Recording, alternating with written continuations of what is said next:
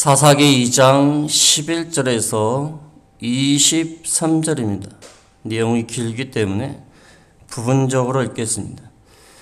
2장 11절에 이스라엘 자손이 여호와의 목전에 악을 행하여 바알들을 섬기며 애굽 땅에서 그들을 인도하여 내신 그들의 조상들의 하나님 여호와를 버리고 다른 신들 그들의 주위에 있는 백성의 신들을 따라 그들에게 절하여 여호와를 진노하시게 하였을 때 그들이 여호와를 버리고 바알과 아스다롯을 섬겼으므로 여호와께서 이스라엘에게 진노하사 노력하는 자의 손에 넘겨주사 그들이 노력을 당하게 하시며 또 주위에 있는 모든 대적의 손에 팔아 넘기시매 그들이 다시는 대적을 당하지 못하였으며 그들이 어디로 가든지 여호와의 손이 그들에게 재앙을 내리시니 그 여호와께서 말씀하신 것 같고 여호와께서 그들에게 맹세하신 것과 같아서 그들의 괴로움이 심하였더라.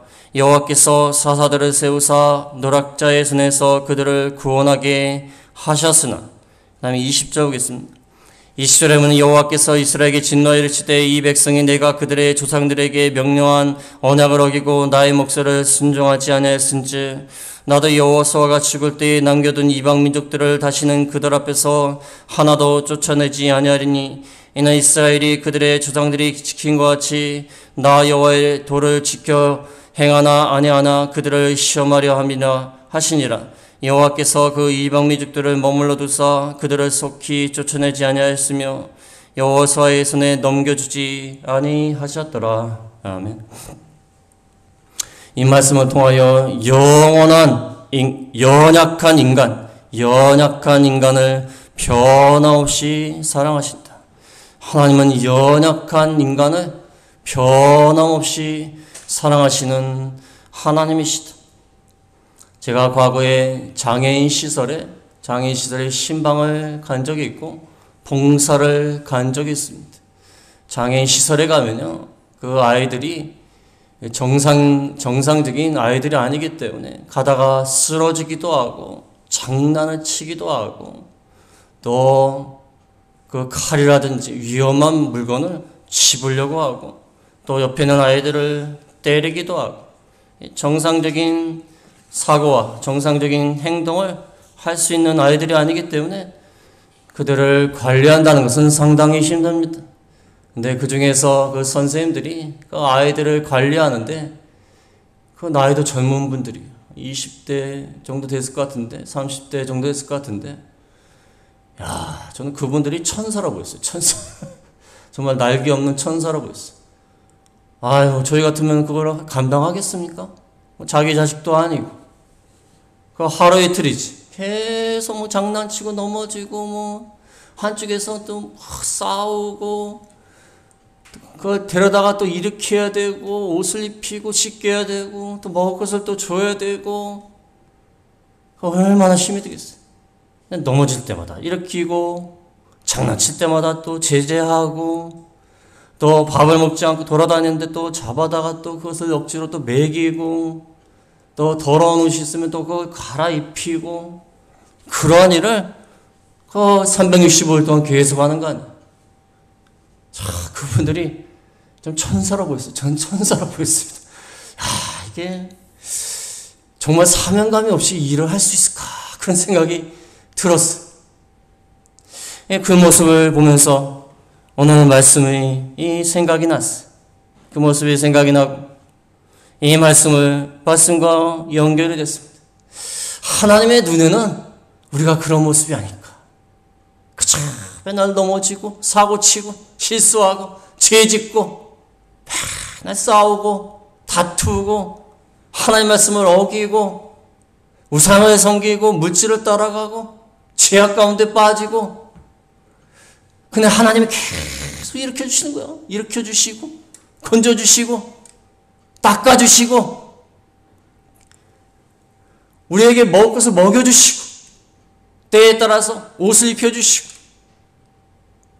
그게 연약한 인간과 그 인간을 변함없이 사랑하시는 하나님의 모습이 아닐까 그런 생각을 하였습니다. 그게 맞다고 저는 생각이 듭니다. 항상 넘어져요.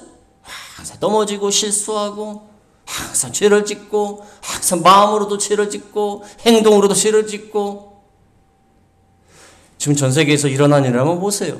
이스라엘과 하마스 역사적으로 따지고 여러 가지 정황을 따져보면요. 둘 다 똑같아요. 똑같으니까 싸우는 거예요. 옛날 어렸을 때 어른들이 하시는 말씀 있지 않습니까? 아이들이 싸우면서 네가 잘했네 네가 잘했네 그러면 어른들이 뭐라고 하죠? 둘 다 똑같아. 둘 다 똑같으니까 싸우는 거예요. 둘 다. 둘 다 똑같지 않으면 안 싸워요. 한 사람이 양보하면 안 싸웁니다. 둘 다 똑같으니까 싸웁니다. 세계에서 일어나는 일 보세요. 인간들이 얼마나 악합니까? 지 욕심대로 자기네만 잘 살겠다고 남의 땅을 빼앗고 남을 압제하고 어떻게 무력으로 정복하려고 하고 그러니까 무고한 아이들만 죽어나가고 민간인들만 죽어나간 거 아닙니까? 인간이 연약하고 나약하고 실수가 많고 넘어지고 아주 악합니다. 얼마나 악합니까? 그러나 하나님은 변함없이 우리를 사랑하시는 거예요. 우리가 어찌하든지 실수를 하든지 넘어지든지 하나님을 욕하든지 반항을 하든지 하나님의 말씀을 떠나든지 하나님은 변함없이 우리를 사랑하시는 그러한 하나님이 되신다는 것입니다. 제목만 봐도 은혜가 되지 않습니까? 우리가 얼마나 나약해 인간이 얼마나 악합니까? 그러나 하나님은 우리를 변함없이 사랑하시는 거예요. 어찌하든지 사랑하는 겁니다. 그래서 오늘 사사기 2장 11절에서 23절 긴 말씀이지만 아주 간단한 말씀이에요. 간단한 말씀. 우리의 삶을 살펴보면 이 본문 말씀이요 간단해요. 간단해. 11절에 뭐라고 나와있죠? 이스라엘 자손이 여호와의 목전에 악을 행해서 바알을 섬깁니다. 바알과 아스다롯을 섬겨 죄악 가운데 빠집니다. 바알과 아스다롯을 왜 섬기냐면요. 바알이라는 것은 비와 농업을 주관하는 퍼풍의 신이에요. 비를 주관해요. 식물의 생장을 주관하는 거예요. 그러니까 바알을 잘 섬겨서 잘 숭배하면요. 풍요로운 수확을 얻을 수 있기 때문에 바알을 열심히 섬겨요. 잘 먹고 잘 살겠다고 섬기는 겁니다. 잘 먹고 잘 살고 싶으니까 바알을 열심히 섬겨요. 열심히 섬기다 보면 잘 먹고 잘 살겠지 하는 마음이 드는 거예요. 그 다음에 아스타롯은 바알의 부인이에요. 무슨 신이 부인이 있어요.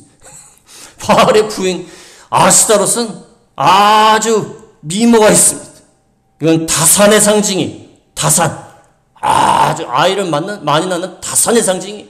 그죠? 아이 많이 낳고 풍성하게 살고 그러고 싶으니까 하나님을 다 떠나가지고 우상을 섬기는 거예요. 오늘날로 말하면 하나님을 떠나서 물질 섬기는 거예요. 물질. 옛날에는 바알과 아스타롯을 모양을 만들어 놓고 섬겼지만 요즘은 물질을 섬기는 거예요. 물질을 따라가면 나에게 행복을 주고 즐거움을 주고 모든 것을 다 해결하고 돈이 최고다. 돈만 따라가는 거야. 돈만. 돈이 하라는 대로 해요. 돈을 벌기 위해서는 돈이라는 신에 따라가고 돈이라는 신의 명령에 따라서 움직이는 거예요. 사람들이 다 돈에 미친 거예요. 그래갖고 돈을 막 따라가는 거예요. 그게 바알과 아스타롯을 섬기는 겁니다. 여호와의 목전에 악을 행하여 바알들을 섬겼습니다. 바알과 아스타롯을 섬기니까 14절에 어떻게 했죠? 14절에 여호와께서 진노해서 노력한 자의 손에 넘겨줬어요. 이스라엘 주변에 많은 이방 민족들이 있는데 처음에는 하나님께서 가나안 땅에 들어왔을 때 이들을 진멸하라고 그랬더니 이들이 믿음이 없어서 진멸을 못했어요. 그 가나안의 주변 모든 민족들이 이스라엘을 침략하는 거예요. 침략하는 것을 놔두시는 거예요. 왜? 죄를 졌습니다. 죄를 지니까 하나님께서 노력하는 자의 손에 넘겨줘서 대적의 손에 팔아 넘기셨어요. 그러니까 대적들이 들어와서 이스라엘을 괴롭힙니다. 주변에 많은 나라들이 들어와서 이스라엘을 괴롭힙니다. 하나님께서 그들을 징계하시고자 놔두시는 거예요. 팔아 넘기셨어요. 그러니까 대적들이 들어와서 너무 압제를 당하니까 너무 고통을 당하니까 부르짖었어요. 18절 끝에 보면은 2장 18절 끝에 보면은 이는 그들이 대저에게 압박과 괴롭게 함을 받아 슬피 부르짖음으로 여호와께서 뜻을 돌이키심이었거늘. 압박과 괴로움을 많이 받습니다. 이방인들이 들어와서 탈취합니다. 약탈합니다. 고통을 줍니다.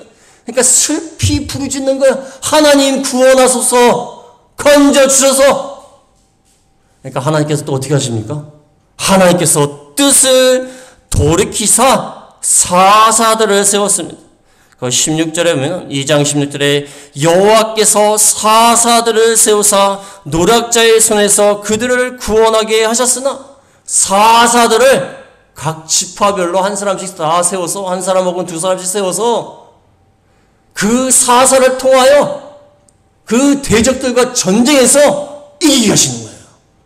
왜냐하면 이들이 부르짖으니까 불쌍히 여겨주셔가지고 대적들을 물리칠 수 있도록 사사들을 통해서 사사들에게 능력을 주시고 도저히 일으킬 수 없는 상황 가운데서 이기게 하셨어요. 그러면 이기게 하셨으니까, 구원하게 하셨으니까 이들이 회개하고 하나님 앞에 바로 돌아와야 되지 않습니까? 근데 어떻게 하죠? 2장 19절에 뭐라고 했죠?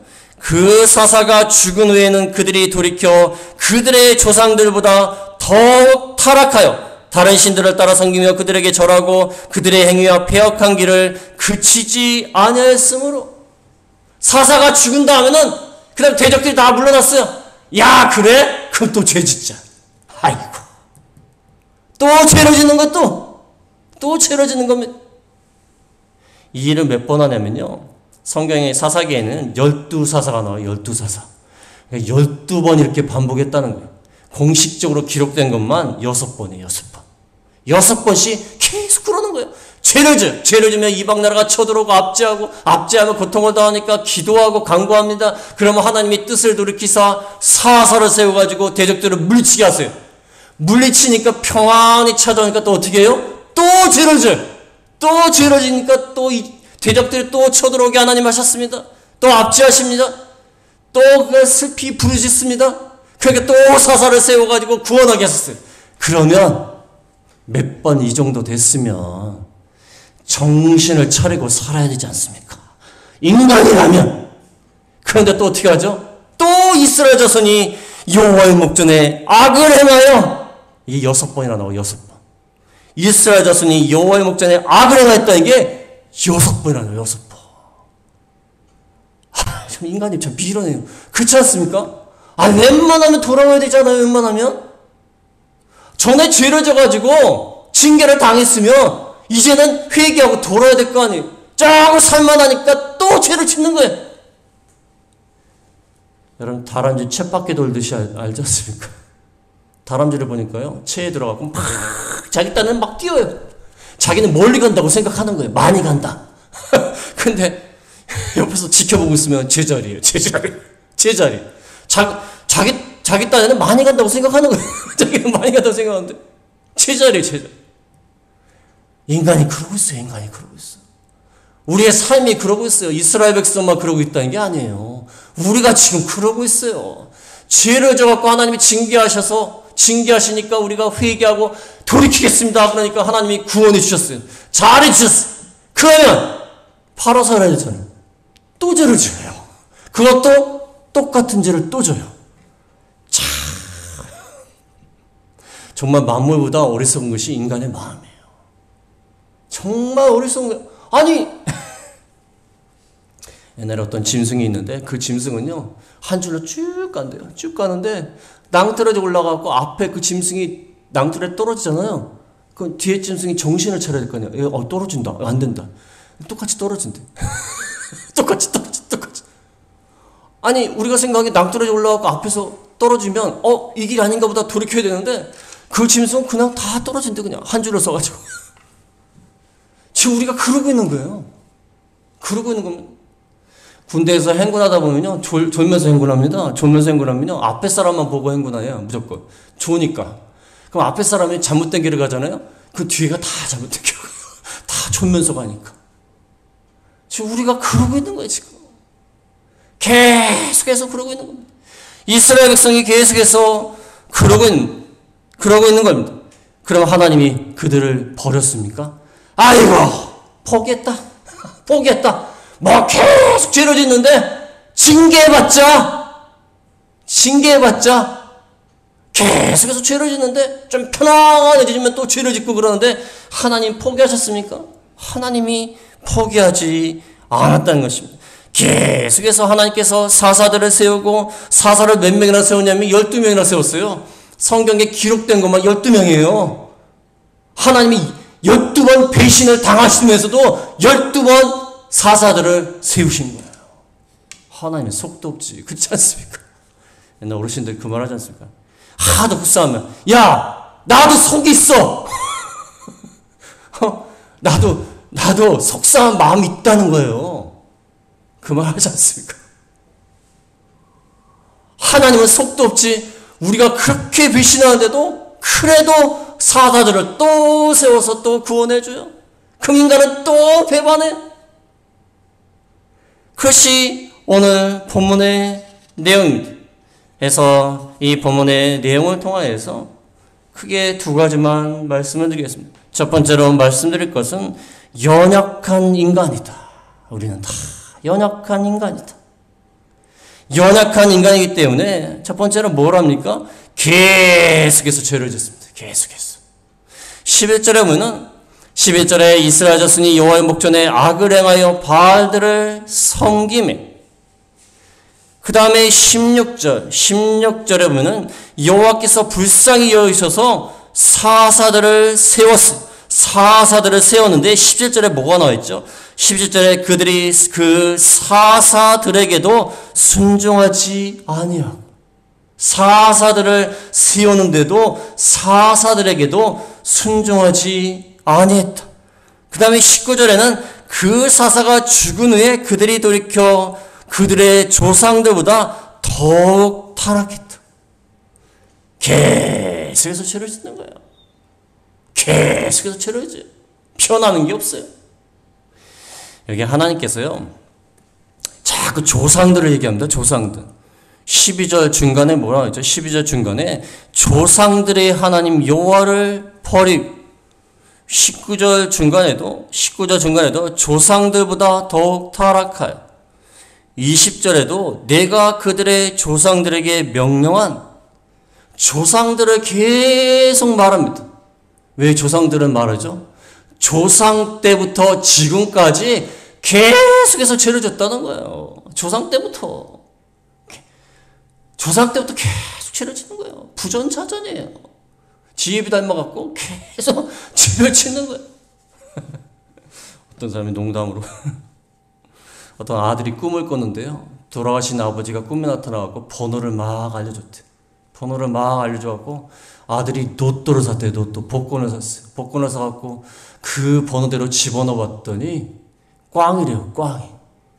그래서 그 얘기를 갖다가 어머니한테 했더니 엄마가 뭐라고 하세요. 엄마가 네 애비가 하는 게 그렇지 뭐. 네 애비가 하는 게 그렇다고 그랬어요. 살아있을 때도 하는 것도 속만 쓰기더니 죽어서도 아들한테 좀 똑바른 번호라도 좀 알려주지. 그런 번호라도 또 네 애비가 하는 게 그렇지 하면서 한참 웃은 적이 있는데, 뭐 부전자전이에요. 아담 때부터 조상 때부터 계속 죄를 짓고 그 후손도 뭐 다를 게 없어요. 계속해서 죄를 짓는 거예요. 끊임없이 반복해서 죄를 짓는 겁니다. 실수를 해도 좀 돌이켜야 되는데 계속해서 죄를 짓는 거예요. 성경에 보면은 개가 토하였다가 다시 먹는다고 했어. 그래. 얼마나 어리석습니까? 어떻게 토한 걸 다시 먹습니까? 더러운 것을 어떻게 다시 먹어요? 인간의 역사를 보면요, 역사가 이렇게 순환을 합니다. 순환을 하고 한참 나라를 세울 때는요, 정치인들이, 왕이 정신을 똑바로 차려요. 똑바로 차리다가 나중에 잘 되잖아요. 그럼 타락해요. 그래서 나라가 망해요. 나라가 그 망하는 걸 보고 그 나라를 접수한, 정복한 나라가 와서 이제 우리는 정신을 차리겠다 하면서 나라를 바로 세워요. 근데 나중에 그 나라도 어떻게 하죠? 그 나라도 번영하니까 또 타락해서 망해요. 그러면 뒤에 나라가 또 와가지고, 이제 앞에 나라가 이렇게 망했으니까 우리는 바르겠다 생각 또 바로 해요. 그러다가 번영이 되면 또 어떻게 하죠? 또 부패하고 타락하고 또 망해요. 인간의 역사를 보면요, 참 어리석어요, 인간이. 똑같은 짓을 똑같이 합니다, 똑같이. 그래서 제가 역사를 되게 싫어하는데, 역사 시간에 암기하기 제일 쉬웠던 게 뭐냐면, 똑같은 순서를 밟아서 정말 암기하기 쉬웠어요. 똑같은 순서에 나라를 세웠다, 부흥했다, 발전했다, 타락했다, 망했다. 뭐 똑같아요. 그러니까 이건 뭐 외우기가 쉬워요. 도표로 딱 넣어서 외우기가 쉬워요. 인간이 얼마나 이 어리석은지 몰라요. 계속해서 죄를 인간은 나약합니다. 나약해요. 그 다음에 두 번째는 왜 연약한 인간인가? 은혜를 망각했다. 은혜를 망각합니다.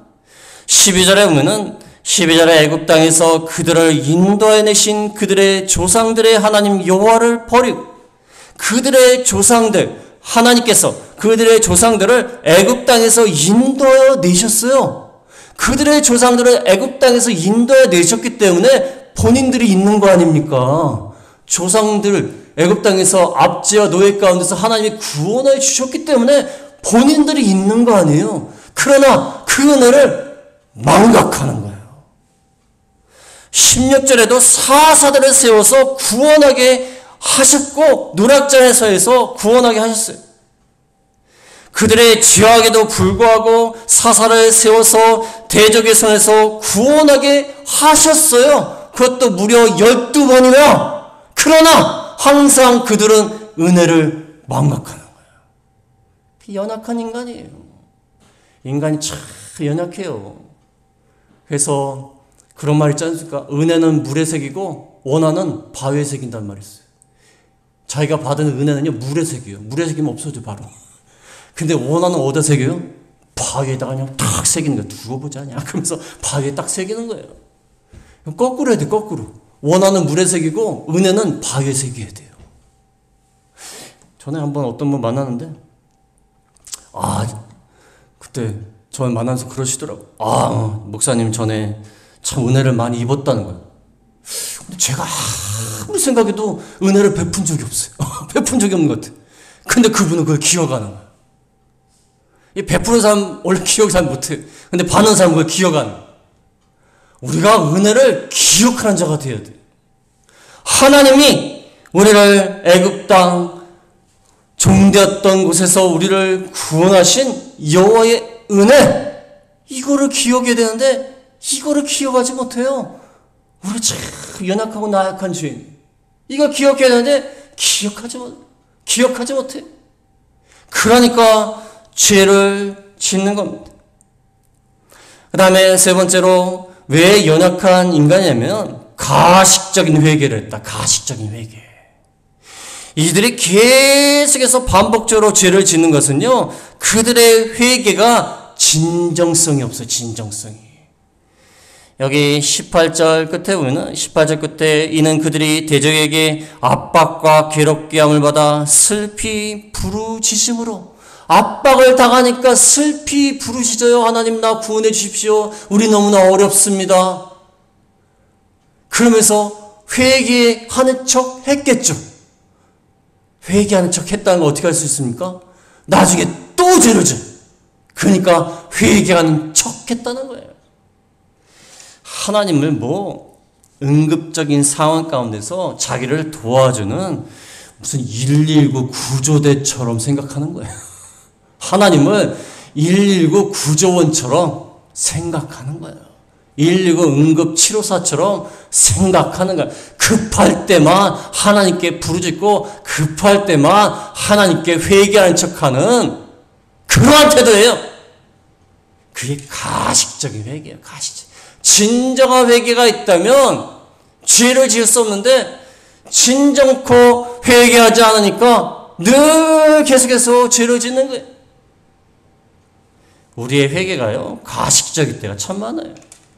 가식적으로 하나님 앞에 회개하는 척, 잘못됐습니다. 하나님께 부르짖는 척, 그러다가 또 죄를 지은 다음에 하나님 앞에 징계를 당하니까 급한 마음에 또 기도하는 거예요. 급한 마음에. 응급적 간구예요. 응급적 간구. 응급 상황에서만 기도하는 거예요. 응급 상황에서. 그것이 우리의 태도라는 것입니다. 그래서 목회를 갖다가 좀 오래 해보니까요. 저희는 뭐 숫자가 적지만 좀 교인이 많은 곳에서 이렇게 교회에서 이렇게 목회를 하다 보면 무슨 생각이 드냐면 한참 안 나오신 분이 갑자기 새벽부터 나와서 기도하세요. 무슨 일이 있구나. 그 생각을 벌써 하는 거예요. 아니 전혀 안 나와갖고 이분을 명단에서 빼야 되나 말아야 되나 그러고 있는데 오늘 갑자기 새벽에 나오셔갖고 막 기도하시고 눈물을 흘리면서 그래요. 무슨 일이 있는 거예요. 그러다가 안 나왔어요. 안 나오면 뭐죠? 무슨 일이 해결된 거예요. 해결된 거예요. 야, 우리가 그렇게 해서 되겠습니까? 그래서 하나님이 자기가 응급할 때 누르는 119입니까? 하나님 무슨 응급적으로 기도합니까? 응급 상황에서만 간구합니까? 가식적인 기도와 가식적인 회개. 이렇게 연약한 인간이에요. 계속 죄를 짓고 은혜를 망각하고 가식적인 회개를 하고 이렇게 부족하고 나약한 인간이에요. 그러면 우리 인간 같아서는 어떻게 해요? 저놈과 저거 아주 못된 놈이다 아주냐. 저는 사람의 가치가 없다.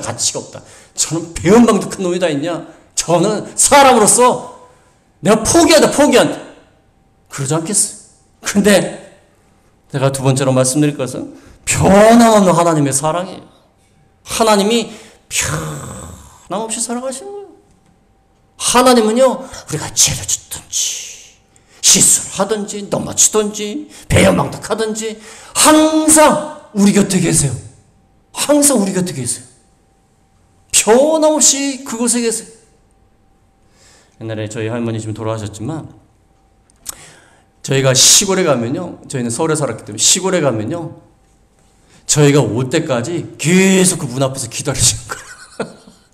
날씨가 추우나 비가 오나 눈이 오나 우리가 올 때까지 걱정이 되는 거예요. 혹시 사고 나지 않았을까? 그래가지고 그 나이 먹은 아들 오는데 뭔 사고가 뭐 이렇게 걱정이 되겠습니까? 그 무슨 철없는 어린애가 오는 것도 아니고 자기 아들이 이제 아들도 낳고 딸도 낳고 한 집의 가장인데 그래도 그 할머니 눈에는 아버지가 어린애예요. 그러니까 계속 그 자리에 계신 거예요. 우리가 올 때까지 계속 기다리시는 거예요. 비가 오나 눈이 오나 바람이 부나 그곳에 계시는 거예요. 그냥 그게 하나님의 사랑이 아닐까. 우리가 넘어지고 우리가 하나님을 욕하고 하나님을 멀리 떠나도 하나님은 우리를 변함없이 사랑하신다. 어떻게 사랑하신다? 첫 번째는 반복된 죄를 징계하신다. 반복되게 죄를 짓는데 하나님은 계속해서 징계하세요.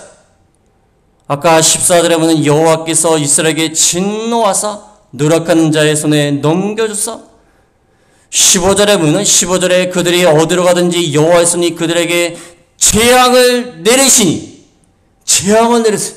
어디로 가든지 재앙을 내리세요. 여호와의 손이 재앙을 내리십니다. 이게 무슨 사랑이에요? 어디로 가든지 재앙을 내린다는데. 어디로 가든지 그들이 어떠한 상태든지 무슨 죄를 짓든지 항상 따라다니면서 재앙을 내리시는 것이 사랑이에요. 방관하는 것이 사랑이 아닌 겁니다.